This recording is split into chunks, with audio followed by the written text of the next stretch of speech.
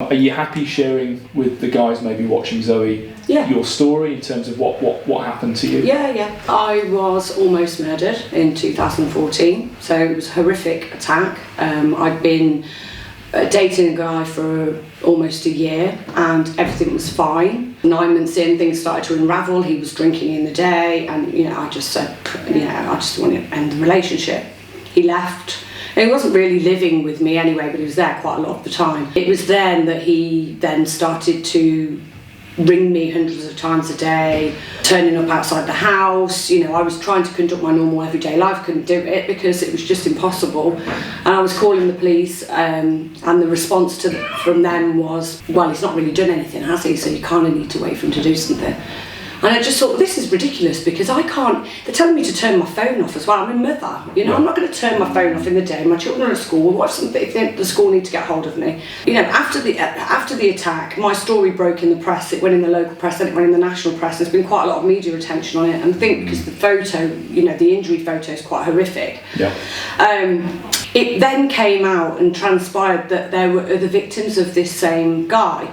And actually, I think the last count was about 18. Totally unknown to you? Totally unknown to me. I mean, when you start a new relationship, they don't turn up with two heads going, "Ooh, I'm an abuser, you know how to watch out." He was charming, he was, he had a good job, he was picking me up in brand new cars. I had no reason to think that he was anything other than the person he was presenting as. When I found this out, I was really horrified. The fact that actually they'd called the police, they'd been on fast response with the police. And I thought, well, if I've made a call now to the police, even before the attack, I've made these calls, why haven't the police acted on that immediately? Yeah. Now, you're only as good as the police officer that's taking that call. And if they don't check, because there's no mandatory statutory obligation on the police to check historic offending. Yeah. However, had I got a good cop and they'd have checked the background, they'd have gone, right, this is a red flag. He's had relationships before, they've ended badly, he started to stalk them, there's been harassment, and actually 10 years prior to mine, he stalked and was charged with a number of serious offences against a police officer who he was in a relationship with. Yeah. If they can't look after their own, then what chance do the rest of us have, So I campaign quite heavily now for a serial perpetrator register.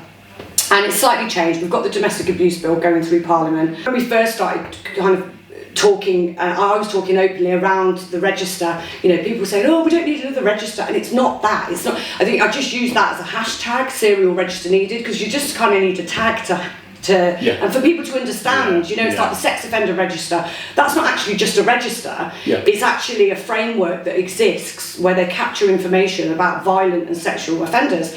However, they don't collect that information for domestic abusers or stalkers. Yeah. So I'm saying to the government that they need to open that framework out for those type of offenders. And because the bar's so high, they're not being collected in that framework. And it just, to me, that seems like a simple thing. I work in IT, you could literally just switch a button. The bill was going through Parliament, wasn't it? And then Theresa May, and then Brexit. Oh, we've had a new Prime Minister, we've had Brexit, we've had COVID. I mean, we've just literally, it's been delay. I've spent hours, days, weeks, months on the campaigning stuff. But I think you have to be relentless because otherwise change doesn't come.